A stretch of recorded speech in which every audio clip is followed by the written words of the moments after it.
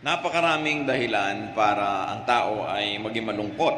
Kaya dapat pinag-iisipan kung paano nga ba sumasaya. Ang ating pag-aaral ngayon, ating pinamagatan, How to be Happy, at meron na agad initial na prescription, Praise the Lord. Purihin ang Panginoon, at yan ay isa sa mga pinakatiyak na paraan para lumigaya ang tao. Salamat Panginoon dahil pwede namin kayong purihin. Marami kaming dahilan para purihin kayo. At ang pagpuri sa inyo ay may himala na ginagawa sa aming puso. Sa sandaling ito, pakalinisin niyo po kami, patawarin niyo po kami sa mga kasalanan namin, mga nagagawa namin, Panginoong, di kalugod-lugod sa inyo. Ano man ang pagsisikap namin, kinakapos kami, salamat na lang sapagkat nakalaan ang inyong pagpapatawad, ang inyong paglilinis. Hinahanap namin ang iyong kaluwalhatian, O Diyos, magpakilala po kayong lalo na. Ang Espiritu mo na nakatira sa amin, buhayin mo, gisingin, pasiglahin. Maging ang aming mga lupang katawan, pasiglahin niyo po ang aming isip at magkaroon kami ng napakagandang pakikipanayam sa inyo. Nawangin niyo po mga katuruan ngayon, baunin namin buong buhay, matandaan namin, pakinabangan namin. Nawa tanggapin niyo rin ang daladala namin mga papuri, awit, mga handog sa iyo, O Diyos, sa ating pagtatagpo dito sa inyong bulwagan. Bigyan niyo po kami ng pagpapala. Habi na kami naman patuloy na nagbibigay sa iyo ng papuri, pasalamat, mga handog. May this godly and heavenly exchange, O God, glorify you and bless us, your people. Protect us from all illnesses, protect us from all works of evil men and evil spirits. Protect our loved ones who are not with us right now. May your peace, your glory, your joy be upon us. In the name of your Son, Jesus, our healer, we pray. How to be happy? First of all, we must recognize the need to be happy. There's really such a great need. Psalm 138 verse 7, Though I walk in the midst of trouble, you preserve my life. So the second part says that God preserves our life, but the first part says and recognizes that we walk in the midst of trouble. Though I am surrounded by trouble, you protect me. People have troubles from the inside. Hindi natin kailangan lumayo para maghanap ng gulo, humanap ng kalungkutan, humanap ng hirap ng loob. People have fears. Marami tayong mga kinatatakutan. People have worries, anxieties. People have confusion. Ang ating spiritual life, kumisan parang roller coaster. May mga time na tumang-tuwa tayo sa Diyos, may mga time na naguguluhan tayo sa ating pananalig, may mga time na convinced tayo, may mga times naman na tayo kuminsan may pagdududa, may pag-alinlangan, at kasama na nito kalungkutan at isolation. There's a lot of trouble from the inside. Sa iniisip, sa nadarama, sa ating mga pamantayan, sa ating mga gustong mangyaring hindi mangyari, sa mga kaguluhan ng ating isip. There's also a lot of trouble from the outside, from other people. Siyempre, ang kaligayahan din natin nakaasa sa ibang tao. Ibibigay ba nila o hindi? Gaano karami ibibigay nila o hindi? Papayagan ba nila tayo o hindi? Anong mga panganib ang nagmumula sa kanila? Anong comfort, anong pag-ibig ang magmumula sa ating kapwa-tao? There's also a lot of trouble from the environment. People are afraid. They're afraid of fires and earthquakes and volcanoes erupting. People are afraid of the weather changing and all that. But no matter how you become afraid, what can you do about the uncontrollable? So there are things that make us unhappy. They are uncontrollable, and there are those that are controllable anyway. But just the same, life could present so much reason to be sad. Pagka nga umiibig ka, masaya ka, pero may kakambal na lungkot dahil natatakot kang mawala yung iniibig mo. Either iwanan ka o sumakabilang buhay siya, o mawala siya sa iyong piling, malayo. Maraming kinakatakutan. That's why man needs happiness. Therefore, man should be able to make and to produce happiness and not just depend on events, not just depend on happiness to come. We must find reasons for happiness. At pagka ang tao may kaligayahan na paglalampasan ng lahat ng hirap, nadadaanan ng lahat ng pagsubok, natitiis ang lahat ng dapat tiisin. Kung hindi man kaligayahan na hawak na niya sa kanyang mga palad, kaligayahan na inaasam at inaasahan niyang darating. What are some of the major reasons to be happy? Psalm 138 verses 2 up to 8. I will bow down toward your holy temple and will praise your name for your love and your faithfulness. For you have exalted above all things your name and your word. When I called, you answered me. You made me bold and stout-hearted. All kings on this earth have heard your promises, Lord, and they will praise you. You are so famous that they will sing about the things you have done. Though you are above all of us, you care for humble people, and you keep a close watch on everyone who is proud. I am surrounded by trouble, but you protect me against my angry enemies. With your own powerful arm, you keep me safe. You, Lord, will always treat me with kindness. Your love never fails. You have made us what we are. Don't give up on us now. Napakaraming dahilan dito pa lang sa kaunting verses na ito para ang tao ay maging masaya o para aliwin niya at pasayahin ang kanyang sarili. At isa-isahin natin yun. Unang-una, God is loving and faithful. Kahit hindi laging loving and faithful ang mga tao, God is always loving and faithful. Para ka sumaya, iasa mo ang kaligayahan mo sa love and faithfulness of God. Secondary lang yung love and faithfulness of people. The love and faithfulness of people can make us happy in a very unique way. But the love and faithfulness of people can be threatened. The love and faithfulness of people can change. Salamat na lang kung hindi nagbabago. Lagi tayong mahal ng mahal natin, matapat sa atin yung pinagtatapatan natin. Pero ganun pa man, kung hindi man yun mangyari, pag inuuna mo na laging isipin that God is loving and faithful, at inuuna mo ang relasyon mo sa Diyos, dumating man o umalis sa mga tao, maging matapat man sila o hindi, you are steady. You are shaken, of course, but you are never broken. You are never totally destroyed when God is in the center of your life. Because of God, people could be loving and faithful too.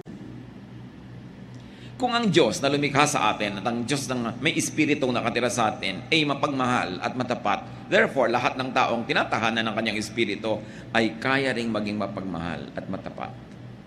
At kung marami tayong kalungkutan na tinatamasa dahil hindi tayo mahal o hindi matapat sa atin ang mga minamahal natin, dapat baligtarin natin yon. We cannot control other people, but we can control ourselves. So let's be happiness factories. Meron kayong dapat pagtapatan, maging matapat kayo. Meron kayong dapat mahalin, mahalin ninyo. Para yung inyong pinagtatapatan at minamahal, sumaya. At nabawasan ninyo sa pamamagitan ng pagkilos ng Panginoon sa ating buhay, ang numero, ang bilang ng mga taong malungkot at mga taong nababagabag. At dahil kumikilos din ng Diyos sa ibang tao, sila man maaaring maging paraan ng Diyos, kasangkapan para tayo'y mahalin ng Diyos through them. Therefore, open yourself to people's love. Because when you open yourself to God's love, you inevitably open your heart to love others, and you inevitably open your heart to accept the love of others. And then you are in the way of happiness. May mga daan, alam nyo, busy, may mga daan hindi halos nadadaanan. Yung pag-ibig, yung kasiyahan, may dinadaanan din yan. Dapat nandun ka. Sa kalsada na yung katumira, sa address na yun. Para lagi kang nadadaanan. Maraming tao, hindi sila masaya kasi ang address nila nandun sa gilid-gilid, hindi dinadaanan ng happiness. Kaya dapat kinikilala mo, saan ba dumadaan yung happiness? Una na, kilalanin natin, God is loving and faithful. Two, God is true to His word. Saan pa tayo kumukuha ng lakas ng loob? Di ba sa mga pangako ng Diyos? At sinasabi, God is true to His word. Dapat alam mo ang mga pangako ng Diyos para maklaim mo. Yung mga nagdarasal nga kahit sa Biblia, kahit naman hindi makakalimutin ng Diyos, sila man ipinapaalala nila, Diyos, di ba sabi nyo ganito, di ba pangako nyo ganito, according to your word ganito.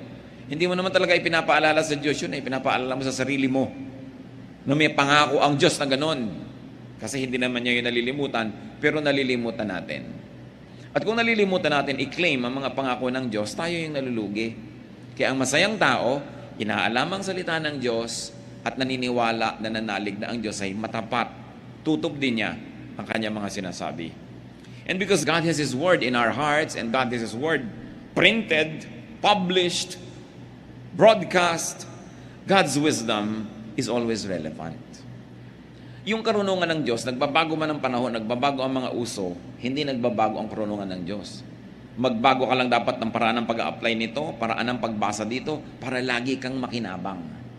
Bawat henerasyon, bawat lahi, bawat panahon, may mga unique elements ang kanilang kabihasnan. They have very, very unique civilizations. All the various generations of people and the various generations of civilizations. And their context help them define the true relevance of the Word of God to them. Kayong basa ng mga tao noong 16th century at pag-apply nila sa buhay nila, maraming pagbabago ang pagbabasa ng mga tao ngayon sa panahon na ito. Hindi nagbabago yung salita ng Diyos, but the way you apply it to your reality, because realities change, must be always timely. The unchanging Word of God, but our ever-fresh reading and ever-relevant application to our lives. Kaya marami mga tao ayaw nila maging religious kasi parang backward, parang sobrang conservative, pati language, pati kilos, parang pang 16th century. Hindi bagay sa panahon. Dapat alam natin yung mga basic moral bedrock of the Word of God at yun ang hindi dapat ma-violate. But the way they are transplanted and read and interpreted and applied to daily life must always be relevant. Kaya ikaw nakahawak ka sa unchanging Word of God, pero nakaugat ka sa patuloy na nagbabagong daigdig. Para lagi mong mahanap ang lagi ng mabisang kahulugan ng salita ng Diyos. God keeps His promises. Therefore, know and claim God's promises. 1 Kings 18, 25-26. Now, Lord, God of Israel, this is a prayer, keep for your servant David, my father, the promises you have made to him when you said, you shall never fail to have a man to sit before me on the throne of Israel. If only your sons are careful in all they do to walk before me as you have done. And now, O God of Israel, let your word that you promised your servant David, my father, come true. Sinong nagdarasal? Di si Solomon. Alam ni Solomon ang pangako ng Diyos sa ama niya na si David. Kiniklaim niya. Kasi siya ang magbe-benefit ng promise na yon. Kaya napakahalaga na maganda ang ating relasyon sa Diyos kasi pati mga anak natin nagbe-benefit sa maganda nating kasunduan sa Diyos. Joshua 21:45, not one of all the Lord's good promises to the house of Israel failed. Everyone was fulfilled. Totoo ang Diyos, pwedeng asahan. Another reason to be happy is that God rules. God exalts Himself, God prevails. Sa biglang tingin, parang hindi lagi itong totoo. Pero yan ang dapat mo ngayong malaman kung paano i-apply sa buhay, na kung sa tingin mo na practical, parang ang naghahari kumisan ay kadiliman, pero alam mo na Diyos talaga ang tunay na naghahari. At ang mga paghahari ng kaguluhan, mga kadiliman, ay pansamantala. At ito ay haharap sa paghuhukom ng Diyos. Kaya ang dapat, lagi ka nang nasa panig ng totoo, sa panig ng tama, para hindi ka natatakot na humarap sa Diyos. Psalm 138:4-5, may all the kings of the earth praise you, O Lord, when they hear the words of your mouth. May they sing of the ways of the Lord, for the glory of the Lord is great. So ang idinedeclare dito is a submission of human kingdoms and human rulers, human ways and systems to the ways of God. At tayo, bagamat mayroong present mindset, meron din dapat tayong eternity mindset. That you process everything according to how it happens in your time, but you also contextualize it in the way it had been effective in the past, and it will continue to be effective in the future and in eternity. Ang nangyayari sa atin, may 1, 2, 3 araw, sometimes tayo hindi nakakaintindi, pero hindi natin dapat ipako yung pananalig natin doon sa mga konting panahon na yon. Yung ating mga panahon na hindi natin nauunawaan ng Diyos will just be tiny dots in an otherwise long, happy line when we finally understand.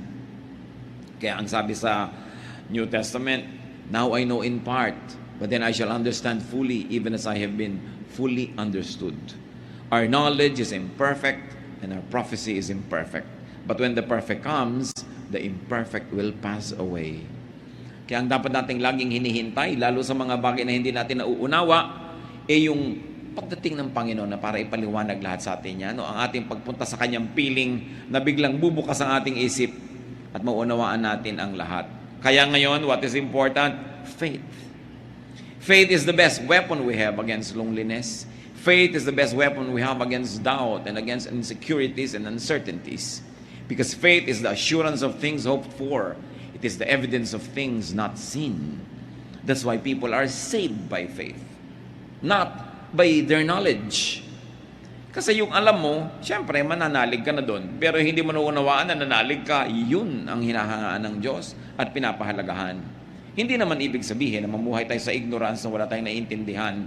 But for the few things that are not clear, when I was a child, sabi nga sa Bible, I thought like a child, I reasoned like a child. And now we are in a childhood state. When it comes to terms of eternity, what is the lifetime of a human being? 90 years? 100 years? We will never become adults spiritually. We are like children. But sabi niya ganon, now the time I become a man, I give up childish ways. There will be changes. And those changes are the what we aspire for when we will finally comprehend the things that are beyond our minds at present. Another reason to be happy, according to what we have read, is that God answers prayers. Sumasagot ang Diyos. Pero bakit maraming sinasagot ng Diyos, hindi pa rin sila masaya? Because they want only a yes answer from God. Kaya hindi sila masaya. Pero pag Diyos ang sumagot, yes is a blessing, no is a blessing, wait is a blessing. Because God is always true and God is always loving. Therefore, His no is His best way of loving you at times. Nagiging malungkot tayo kasi conditional yung happiness natin pag ang sagot yes. Pero itong tandaan natin mga kapatid, pag Diyos ang sumagot ng no, yun ang the best. Because God knows best. And God can say, wait. And so when God says wait, you wait. Huwag kang masyadong mainipin. Iba ang panahon ng Diyos sa ating panahon. And God's timing is always perfect.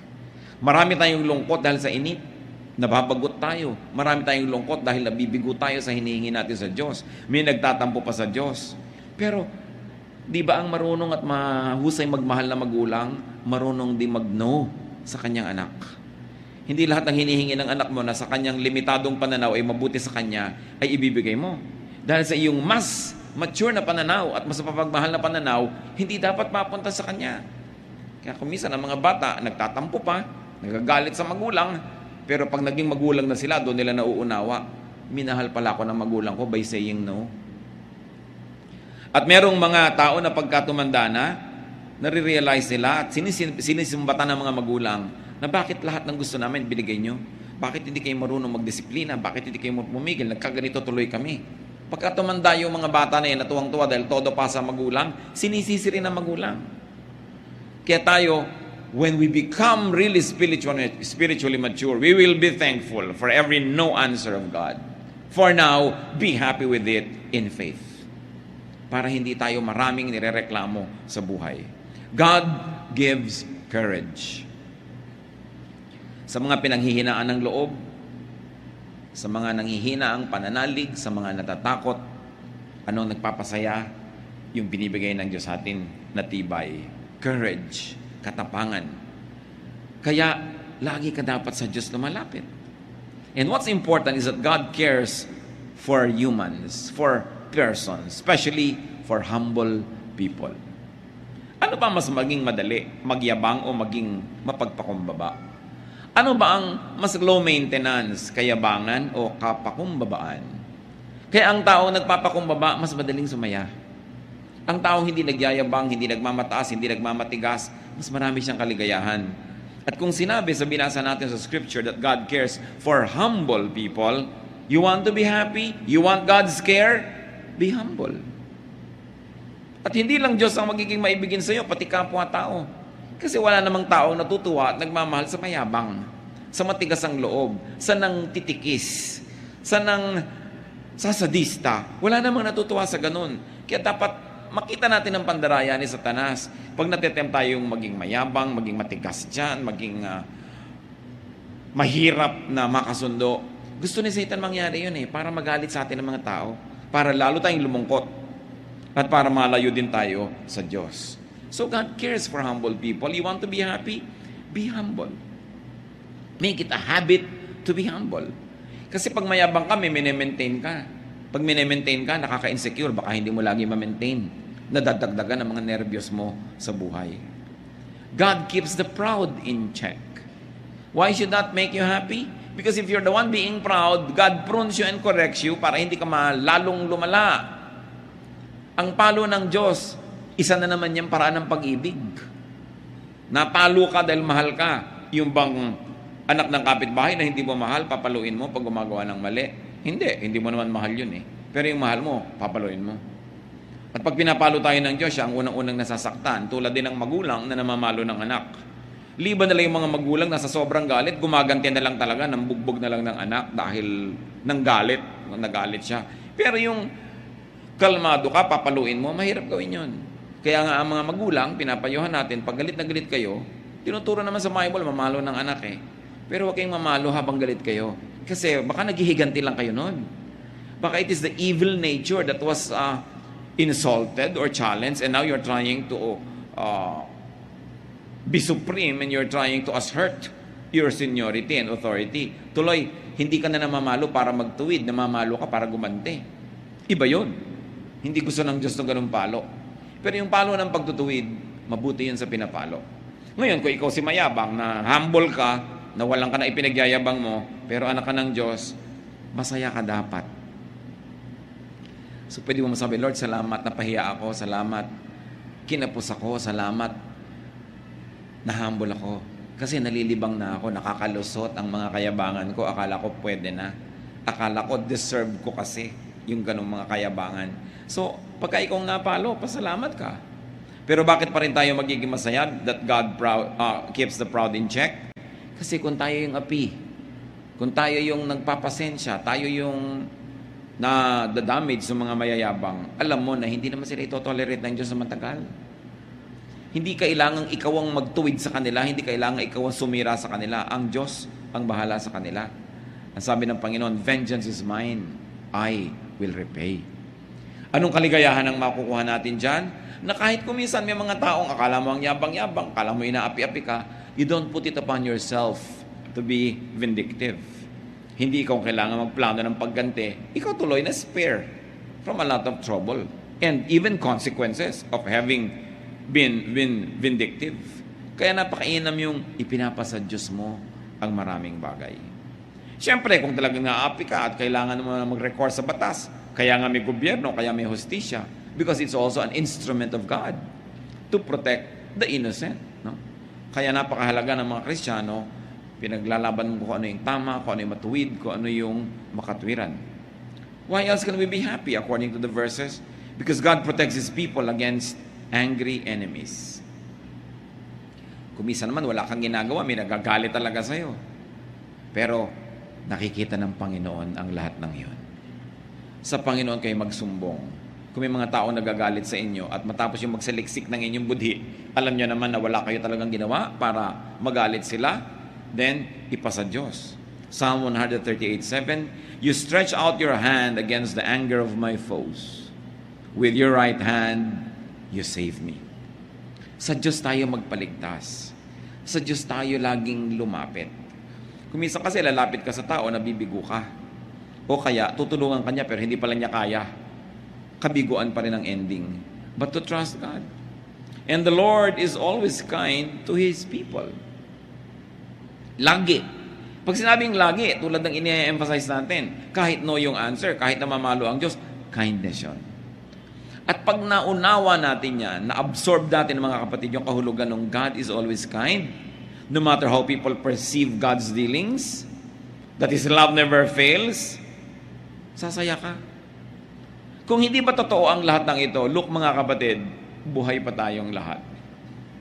Ilang taon na kayo, ilang panganib na ang inyong dinaanan, ilang sakit na ang naranasan natin, ilang mga pagtatangkanan ng iba na sirain tayo, pero look, buhay pa tayo. Isang malaking patotoo ng kabutihan ng Diyos. At kahit hindi ka pa rin buhay ngayon, sinabi nga, to live is Christ, to die is gain. Wala kang pwedeng puntahan na hindi nandun ng Diyos. Pasalamat ka pa rin. Kaya ang happiness mo, dapat walang pagsidlan. Walang kondisyon. Ano man yon, anak ka ng Diyos, everything that happens is a blessing to those who love God and are called according to His purpose. And even if we move to the next life, God will be there. Yung greatest fear natin, death, should be the greatest liberator because we will at last be spiritually one with our God. Psalm 139, verses 7 to 8, where can I go from your spirit? Where can I flee from your presence? If I go to the heavens, you are there. If I make my bed in the depths, you are there. Sa pusudodan ng dagat, nandun ka. Sa kataas-taas ang langit, nandun ka. Paano kita tatakasan? Napakasarap na yung mga basic truths na ito, laging maalala. Kaya sinabi, though I walk through the valley of the shadow of death, I will fear no evil. Mga kapatid, ano yung mga valley of the shadow of death ng inyong buhay? Sasakay ka ng aeroplano, ninenervyos ka. Diba? Yung, ayan, I'm walking through the valley of the shadow of death. Sasakay ka ng barko kumisan, ninenervyos ka, lalo masungit ang panahon. Ang dami-dami sa ating citizens, walang magawa. Talagang wala silang sariling sasakyan. Sumasakay sa mga bus o mga sasakyan, nagkakarera yung mga driver na hindi mo na malaman kung anong mga buhay ka pa bang bababa dun o hindi. Ito, I walk through the valley of death. Ang daming fears. Baka ka mawalan ng trabaho, baka ka magkaroon ng sakit, baka kung ano-ano. Pero ang sabi, even though I walk through the valley of the shadow of death, I will fear no evil because you are with me. Dahil kasama natin ang Diyos. Napansin nyo ba, 8 mga dahilan yan para sumaya, pero meron niyang isang common denominator, mga kapatid. It is all God-based and God-centered. Lahat ng dahilan ng kaligayahan na yan, dahil sa Diyos, dahil may Diyos. Many people are sad because they seek happiness outside of God. Many people are sad because they seek happiness away from God. They seek happiness mostly from people and from things. Therefore, people are sad. Pero ito, 8 great reasons to be happy, and all of them focus on God. Puro yung God is like this, God is like that, God's word is like this. Kaya yung tao na inuuna yung Diyos, nakasentro ang Diyos sa kanyang puso, talagang ang Diyos naka-enthroned sa kanyang isipan, sa kanyang damdamin, masaya yun. Kahit dinadalaw ng paminsan-minsang lungkot, dinadalaw natural ng paminsan-minsang mga duda, pero paminsan-minsan at hindi siya nagkakagiba-giba.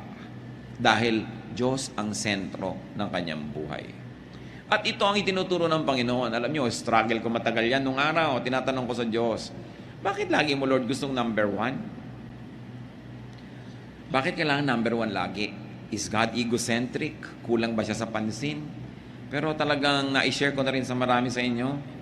The Lord revealed to me that He wants to be number 1 because when He is number 1, we will be happy.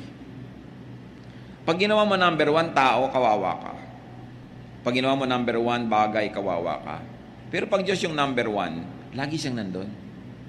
Di siya nagbabago. Lagi kanyang mamahalin. Mahalin ka man o hindi ng tao, magkaroon ka man ng pera o wala kang pera, andun lagi yung Diyos. Kasi pag number 1 siya, siyempre yung number 2, number 3, number 4 mahalaga. Pero hindi masyado, hindi kasing halaga ng number 1. Ngayon, isipin nyo mga kapatid, ano ba o sino ang number 1 sa buhay natin? Pag sinabi mong, ay, ang number 1 ko, ang aking misis, mahirap yan. Dapat number 2 lang siya. Dapat number 1 ang Diyos. Number 2 din si Mister. Kasi ang number 1, Diyos. Mga misis, huwag na kayo mag-asam na number 1. Pag Diyos ang number 1, number 2 lang kayo, sigurado wala ng number 3. Pero kung kayo number 1, baka may number 2, 3, 4, 5. Mahirap yan. Dapat Diyos ang una talaga. Kaya sa atin naman mga anak, ituturo natin ang pag-ibig sa Diyos, sa ating mga mahal sa buhay. Pagka lahat tayo ang number 1 Diyos, ang ganda ng mundo. Sasaya tayo. Number 1 kasi ibang tao kaya papatay ka para sa kanya o ayaw niya sa'yo, babarilate mo na siya dahil ayaw mo na sa kanya. Mababasa mo sa mga dyaryo, mga crimes of passion. Ayaw ko na sa'yo. Gusto pa kita. Paano ayaw ko na nga sa'yo? Paano yun? Pero ang Diyos, hindi siya aayaw sa atin kahit kailan. Lagi niya tayong gusto. Kahit kumisan tayo pa yung umaayaw. At yung pag-ibig na yon, isa sa mga pinakamahiwagang pag-ibig, madaling sabihin pero mahirap unawain. Kasi hindi naman kinakamot ng Diyos ang likod mo, no? Pagka kumakate, hindi ka naman niya inaabutan ng malamig o mainit na inumin. Hindi ka naman niya binibigyan ng diretsahan ng pera o karinyo. Kaya kuminsan nalilimot natin yung ganong uri ng love affair that we should develop. Ang lagi nating inuuna, yung nakikita ng mata, yung nararamdaman ng balat, yung andyan. But remember that though we are bodies, we are also spirits. Na mayroon tayong dalawang uri ng pagkabuhay na isinasabuhay. At yun yung ating buhay sa laman at yung buhay sa espiritu. Pag yung buhay mo sa espiritu, masigla, masaya, kaya kanyang dalin kahit na nagkakagulo-gulo yung buhay mo sa laman. Pero pag yung buhay mo sa espiritu, wala. Kahit anong saya ng buhay mo sa laman, pansamantala, mababaw. It is like chasing rainbows, and when you get there, it is not there. Nakikita nyo, napakarami mga matagumpay ng tao, inaamin din nila, hindi rin naman masaya.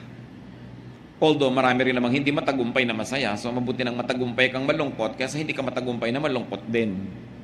So huwag natin gawing excuse yan. Pero ang point, unahin ng Diyos. Paano nyo gagawin yun? Kayo lang makakapagsabi. Kung paano nyo siya uunahin.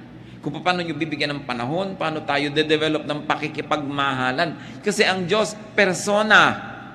Hindi siya usok. Hindi siya drawing. Hindi siya bato. Isa siyang persona, may damdamin. At gusto makipagmahalan sa tao. Ang isa sa mga pinakamatatayog at pinakamabubuting layunin natin, mission, develop a loving relationship with God. And you've got to find your personal way to do that. Your spirit will tell you if you'd only listen. Now, what is the way to be happy? Nagbigay tayo ng mga reasons to be happy. Psalm 138, 1-3. I will praise you, O Lord, with all my heart. Before the gods, I will sing your praise. I will bow down toward your holy temple and will praise your name for your love and your faithfulness, for you have exalted above all things your name and your word. When I called, you answered me. You have made me bold and stout-hearted. So the way to be happy, praise God with all your heart. Siyempre, may literal, sing praises to God. Sabihin mo ang mga kabutihan, i-declare ng iyong bibig. Praising and singing is doable. Therefore, praising and singing are all both decisions. Happiness can be a decision. You can decide to be happy, you can decide to be sad. So, pag kumanta ka, nakokontrol mo yun. Mamaya yung kanta mo, inililift up na niya yung spirit mo sa Panginoon. Mahirap sabihin, sasabihin ko ang sarili ko, pero mas madaling sabihin, kakanta ko sa Panginoon. Pupurihin ko ang Diyos. Magsasabi ako ng mga mabubuting bagay, iisa-isahin ko, gugunitain ko ang mga pagpapala at kabutihan sa akin ng Diyos. At bago mo mamalayan, umaalis ang iyong lungkot. Bakit? Hindi kasi pwedeng umupo yung lungkot sa trono ng puso mo kung Diyos ang pinapaupo mo doon. Kaya nakakaupo yung lungkot sa puso mo, hindi mo pinapaupo doon ng Diyos. O kaya nalilimutan nating nakaupo ang Diyos na i-ignore siya. Siyempre, only one thing occupies one place at one time. You cannot both be happy and sad at the same time. So you're sad, palitan mo, gawin mong happiness.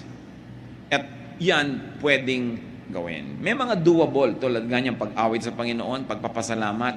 There is mystery and there is power and there is miracle in that. Gawin mo lang. At sabi, worship God in His temple. Ano ba yung temple ng Diyos? In the fellowship. When believers are together, the temple of God is there. It is not a building, it is the spirit of one believer joining with the spirit of other believers, and it is the temple of God. Merong himala na nangyayari when we fellowship together. Parang isang pirasong kahoy na nagliliyab, pagka humangin, patay na yung apoy niya. Pero pag maraming kahoy na tabi-tabi, pag humangin, lalong lumalakas yung apoy. Ganun ang importansya ng fellowship. At fellowship, hindi lang yung from 3 to 5 p.m. may fellowship, hindi yon. Yung talagang nakikipagbuhol-buhol yung buhay natin sa buhay ng mga ibang believers. Hindi lang tayo umaattend ng program, tapos fellowship na ba yun? Ang fellowship, yung saya niya, saya mo rin, yung lungkot mo, lungkot niya rin, nagkakahati-hati, nagkakatulong-tulungan. Ang Diyos kasi nilikha tayo na talagang nakikipag-asahan sa ibang tao, umaasa at naaasahan. Kaya marami daw malungkot, sabi nga nung isang poster, people are lonely because they build walls instead of bridges. So we build walls to people, against people, we become sad. That's why we fellowship. Itinuturo yan sa Biblia, always fellowship. Kasi alam ng Diyos, maraming lungkot ang buhay. At maraming ligaya tayong matatamasa sa tunay na pakikipagkapatiran. Yung tunay na pakikipagpalagayang loob at pakikipagtulungan. Hindi yung superficial lang. Hindi yung stricto mo sa fellowship, ayaw na tuloy umatin ng iba. Hindi na sila pwede maging totoo. Pagtanggap, walang patakarang pagtanggap sa kapwa. Pagmamahal, pagtulong para siya umasenso, ma-develop, may saya dun. You are able to unmask yourself and you're able to be your true self in the presence of another person or persons that already gives you happiness. Ang hirap-hirap nung nag-iisa ka na nagdadala ng problema mo, nag-iisa ka na nakakaalam ng tunay mong mga iniisip, niloloob, ang tunay mong pagkatao, it isolates you. Pero kung tayo bukas ang ating puso, bukas ang ating palad na tumanggap sa ating kapwa, we make them happy. And in the process of making people happy, miraculously, you also become happy. As you know it by experience, that when you make people sad, you also become sad. Kahit kuminsan natutuwa ka, ay nagantihan ko siya, ay naipahiya ko siya, pero makinig ka sa budhi mo, may napalungkot kang tao, may nasaktan ka, ang totoo nasasaktan ka rin. Bakit? Nilikha kasi tayo ng tao ng Diyos na kapwa-tao. Ang nangyayari sa kapwa natin, nangyayari rin sa atin, na iintindihan man natin yun o hindi. Kaya mas nagpapasaya tayo ng iba, mas sumasaya tayo. Mas nagpapalungkot tayo ng iba, mas inuusig tayo ng budhi natin. Kung minsan gasgas na yung budhi na yun, hindi na malinaw, pero meron ka pa ring heavy feeling na hindi mo malaman kung bakit, kasi may atraso ka pala sa iba. Ang isang pinakamabisang paraan para sumaya, magpasaya ka ng iba. Sasaya ka sigurado. Magbigay ka sa gutom, magbigay ka sa mga bata, magbigay sa nangangailangan. Pero ang isang pinakamabilis lumungkot, magdamot ka. May nangangailangan, may ibibigay ka, pero pinagdamutan mo, natutuwa ka dahil yung pera mo hindi nagalaw, hindi ka naabala, pero may lungkot ka rin. Kung aaminin mo yon, may lungkot ka. So we go back to our basic humanity, that our happiness is in making other people happy. It is a true fellowship, true worship. So we worship God in His temple among the believers, and you worship God within you, because the Spirit of God is in your heart. Therefore, make peace with yourself. Pag sinabi mo yung self, ano yon? Yung Espiritu ng Diyos at saka yung flesh, magkasama, yun ang self mo. You make peace with yourself. You make peace with God who is in you. Makinig sa usig ng budhi, makinig sa konsyensya, at kailangan matuto ka rin na tanggapin ang iyong sarili. So that you are at peace with yourself. Pag ikaw ang number one nagre-reject sa sarili mo, dahil may iba kang gustong pagkatao, may iba kang gustong itsura, meron kang gustong ibang buhok, meron kang gustong ibang height, hindi ka sasaya. Kasi you are not at peace with yourself. We are not perfect. We must move from glory to glory. We must improve and improve and improve. But you begin with accepting yourself. Maraming lungkot kasi we are on denial. Hindi natin ina-accept ang sarili natin. At pag hindi natin ina-accept ang sarili natin, paano natin na-acceptin ang iba? There is genuine liberation in being accepted and in accepting others. How else to be happy? Ask help from God. First and foremost. God dapat una. Yung iba kaya lang nagdadasal pag wala nang magawang iba. Ay, wala na tayong pwedeng kailangan magdasal na lang tayo. Dapat unahin ang Panginoon. Because He answers prayers according to what we have read. Make God your first, not your last resort. And be humble, as we have said. The humble can be much, much happier. Because God is soft-hearted to the humble. James 4:6. But He gives us more grace. That's why Scripture says, God opposes the proud, but gives grace to the humble. In 1 Peter 5:6, humble yourselves, therefore, under God's mighty hand, that He may lift you in due time. Happiness is more easily attainable in humility. And as we have said, accept yourself. Accept your life. It doesn't mean na huwag ka na mag-ambisyon na improve yan. It doesn't mean na huwag ka na magkaroon ng mga pangarap na makalaya sa kung anuman ang gumagapos sa iyo ngayon. But for the time being, accept your reality. Do what you can to change it for the better. But while the better is not yet achieved, be happy with your reality. Do not live in denial. Kailangan tanggapin mong, eto ang buhay ko ngayon. Gusto ko napakarami sanang halamanan, pero nakatira ako dito sa kaprasong bahay na ito, so maglalagay ako ng halaman sa lata ng floor wax. May halaman ka na rin. Hindi pa lang nga marami. You can alter your reality and you can create your reality.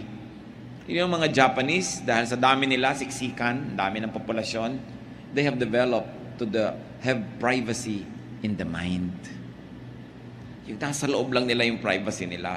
Nasobrahan nga, kaya marami, nagpapakamatay nalulungkot masyado. Pero ibig sabihin, close your eyes and you can be alone though you're in a crowd. The way you think, the way you react to your environment will make you happy or sad. God made you as you are. Psalm 138:8, the Lord will fulfill His purpose for me. Your love, O Lord, endures forever. Do not abandon the works of your hands. So pinapaalala, nung umaawit dito, huwag mong pababayaan, Diyos, ako na ikaw naman ang lumikha. Ganito naman ako kasi nilikha mo kung ganito, di ba? Sino bang lumikha sa atin, di ba, Diyos? Pero dahil nga sa nangyari sa humanidad na nalayo sa Diyos, so minsan sa iba sa atin, mas malayo, mas malapit sa image of God. So lahat tayo dapat lumapit ng lumapit. Pero your basic humanness and humanity, hindi naman creator si Satan eh. It's God who created us. So, sabi niya, do not abandon the works of your hands. Ako, O Diyos, ay gawa mo. So, turuan mo ako kung paano ko mabumuhay ng masaya, maka-Diyos, makatao, na ako ay ako. Na hindi ako yung iba. Na hindi ko pinipilit maging iba ako kasi ako ay ako at gawa mo ako. Although, I will improve myself and I will continue to change from glory to glory, but I will begin with accepting na kayo ang gumawa sa akin. Kaya ako ganito, ginawa niyo ako.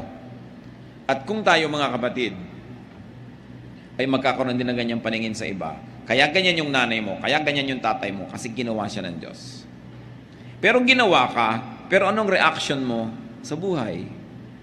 Kaya kung minsan sumasama yung ugali natin, ginawa kang ganito, pero nagre-react ka differently. That's why kahit parehong tao na merong basic na training, basic na childhood together, ano nangyayari? Nagkakaiba-iba sila. Kasi iba ang pagproseso mo, iba ang pag-react mo.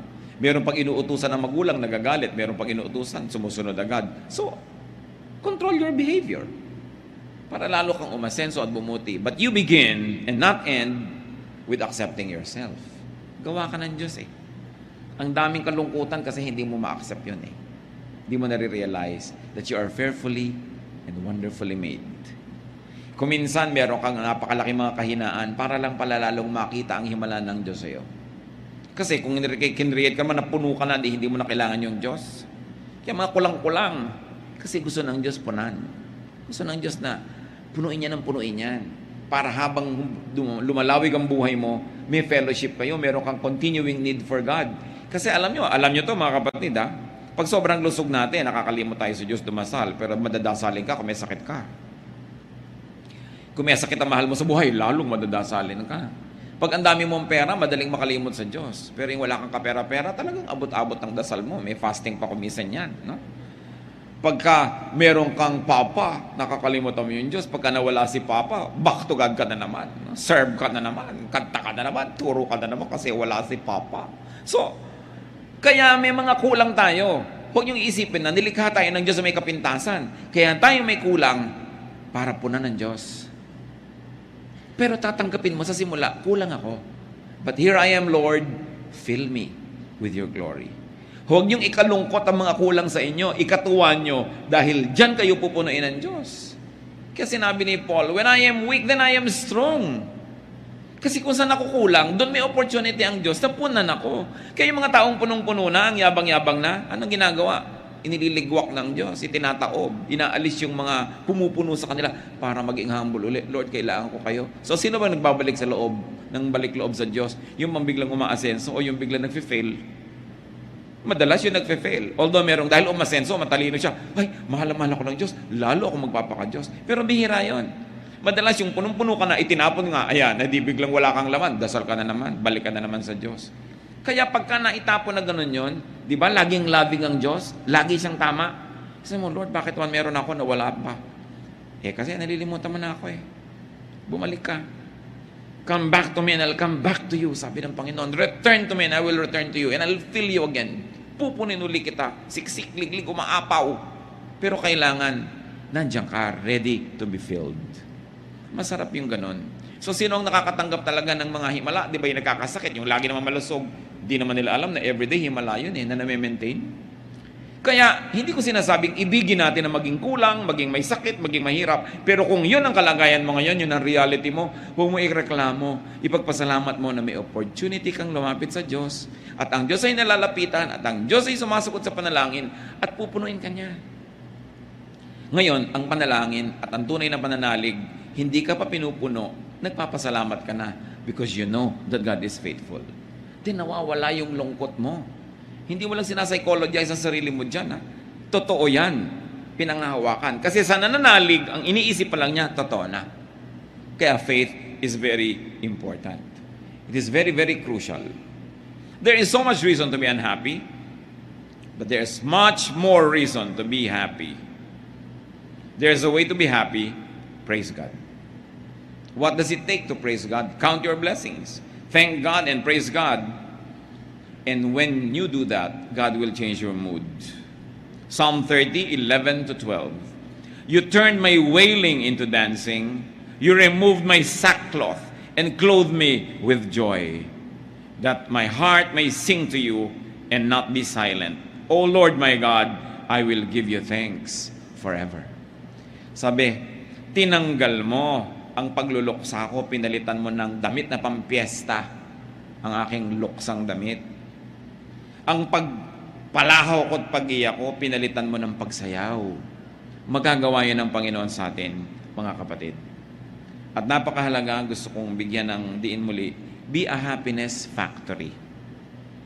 Don't be a loneliness factory. Think happy thoughts. Make people happy. May asawa ka, pasayahin mo siya.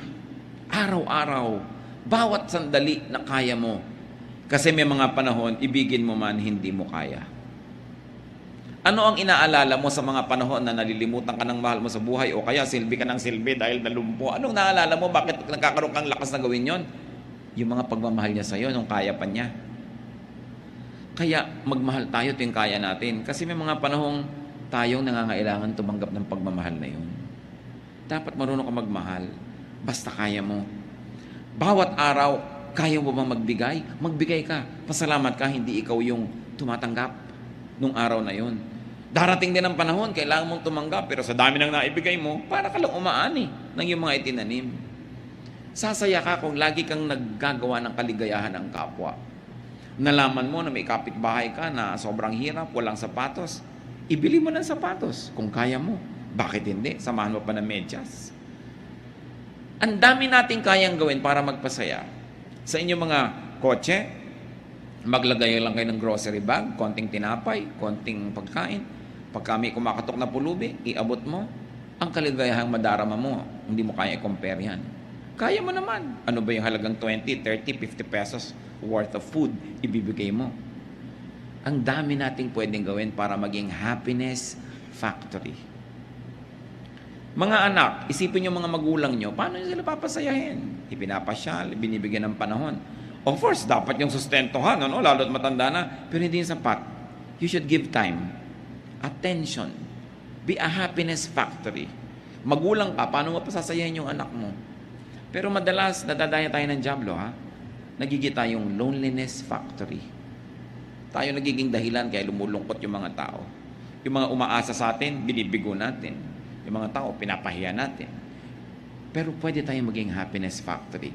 Lalo may pera kayo, yun ang pinakamasarap. You know, giving away money is like defecating, the pleasure in it coming out. Yun ang talagang tunay na ligaya, yung lumalabas, yung pera. Yan ay matrain natin yung puso natin sa ganon. That's why it becomes a blessing to be rich. Because it's such a great joy to give away. Kung ang puso mo nasa tamang lugar. Manalangin tayo mga kapatid. Nais kong ilapit. Kung sino man ang may mga sobrang mga kalungkutan sa buhay. Kung sino man sa atin ngayon ang magsasabing, pag in-average ko yung buhay ko, masasabi ko, malungkot ako. Mas malungkot kaysa masaya. Nais kong ipanalangin ang sino mang magsasabi sa Lord na, Lord, kulang po ako, punan niyo ako. Nagkakatipon-tipon tayo mga kapatid para pagpalain ng Diyos. Gusto ko ngayong ipanalangin at nananalig akong didinggin tayo ng Diyos. Hihipuin ang ating mga puso. Sino man ang ngayon nagsasabing, ang dami-dami kong kalungkutan, gusto kong sumaya at sa Diyos ako lalapit. At nais ko sa ilang saglit, manalangin kayo ng personal na panalangin sa Diyos. Ano man ang gusto niyong sabihin sa Kanya tungkol sa kalungkutan o mga kalungkutan ng buhay niyo. Let's be alone with God. God hears and God heals. Aming Ama sa langit, Ama ng aming Panginoong tagapagligtas na si Jesus, Diyos na lumikha sa amin, Diyos na lumikha ng langit at lupa. Kinikilala namin ang paggawa mo sa amin. Kinikilala namin ang aming mga kakulangan, maging aming pagkukulang at likas na mga kulang sa amin. Lahat ng ito, Panginoon, sa iyong paanan namin dinadala, O Diyos Ama. Kayo ang nakababatid ng laman ng bawat puso na narito ngayon. Kayo ang nakakaalam ng dahilan ng pagtayo. Alam nyo ang punot dulo, ang pinagmulan at tutunguhan ng aming mga lungkot. Dalangin namin sa iyo, Panginoon, pawiin mo po ang mga ito sa iyong mapaghimalang paghipo sa aming puso. Bunutin mo ang mga malalalim na ugat ng kalungkutan sa aming buhay at palitan mo ito ng tanim na kaligayahan. Mag-ugat sa aming puso at sa aming espiritu ang kasiyahan, kagalakan, kasayahan. Turuan mo kami, Panginoon, na maging instrumento mo, na maging happiness factory. Na sa aming kalungkutan, unahin namin yung lungkot ng iba. At sa pagpapasaya namin sa kanila, pasayahin mo rin kami. Dalangin namin, Panginoon, ihayag mo rin sa amin, nakatayo man ngayon o hindi, ang anak mo. Ihayag mo kung paano kami nagiging loneliness factory. Kung paano kami nagiging kasangkapan ng dyablo na magpalungkot sa iba, imbes magpasaya. Kung paano kami pumapayag na kami magamit na maging instrumento ng kalungkutan, ng hirap ng loob. Patawarin mo po kami, Panginoon, sa aming mga pagkukulang. Patawarin mo kami sa aming mga ginagawang nakakapagpalungkot sa aming kapwa na pwede naman naming hindi gawin. At bigyan mo rin kami ng lakas na makapagpasaya. At sa paggawa namin ng lahat ng ito, sa pagsunod namin sa iyong kalooban, Panginoon, paghimalaan mo ang mga anak mo ngayon na ito. Hipuin mo ang puso, Panginoon, pahirin mo ang luha sa pisngi ng iyong mga anak. Patibayan mo ang aming pananalig. Pawiin mo ang aming mga kalungkutan. Palitan mo ng kaligayahan, O Diyos. Buksan mo ang aming mata para makita namin ng maraming dahilan para kami sumaya. Tanggalin mo ang mga bumubulag at tumatakip sa aming mata para hindi namin makita ang mga blessing mo. Tanggalin mo yung mga piring namin, Panginoon, na nagpapadilim sa aming isip, nagpapalungkot sa amin at nagbibigay ng mga insecurities because we forget that you are God and you're in heaven and you're God of all gods and that, O Lord, you love us and you're always faithful to us. Patatawarin mo rin kami kung nakakagawa kami, Panginoon, ng mga tao o bagay na number one at kayo napapaurong sa malayo na priority namin. Ibalik mo ang init ng pag-ibig namin sa iyo at ibalik mo rin ang init ng pag-ibig mo sa amin, Panginoon. Gaya ng mga bagong nananalig sa iyo kung gaano nag-aapoy ang pananalig, ang paglilingkod, ang kaligayahan, gawin mong gawin totoo ito sa buhay ng mga anak mo ngayon. At nawa, Panginoon, sa muli naming paglapit, pakikipagkasundo, pagkilala ng pangangailangan, yung kalooban mong maganda, yung kalooban mong kaibig-ibig, maghanap sa aming buhay. Mga kapatid, manalig kayo, tanggapin nyo mula sa langit ang hinihingi nyo ngayon sa Panginoon. Ang pag-alis, paglalaho ng inyong mga kalungkutan at pagpalit ng kapayapaan, kaligayahan, katiwasayan. Maghari nawa sa inyong mga puso ang tahimik na buhay. Makatulog nawa kayo ng mahimbing pag kayo humihiga. Makakain nawa kayo ng masarap pagka kayo nasa hapagkainan. Sumaya nawa ang inyong mga buhay at sa panahon ng mga kalungkutan, huwag kalimutan na ito'y pansumandali at ang Diyos nagbibigay ng saya at ng lungkot din. Pero ang makilala nyo, yung lungkot na nanggagaling kay Satanas, tanggihan ito. Pero ang lungkot na pinapayagan ng Diyos, tanggapin, sapagkat ito'y nakakapagpadalisay ng ating pagkatao. Panginoon, ipakilala mo sa amin yung nagmumula sa inyo at matanggap namin para sa kabubuti ng aming espiritu. At sa ilang saglit, muli, personal makipagniig sa Diyos, pakinggan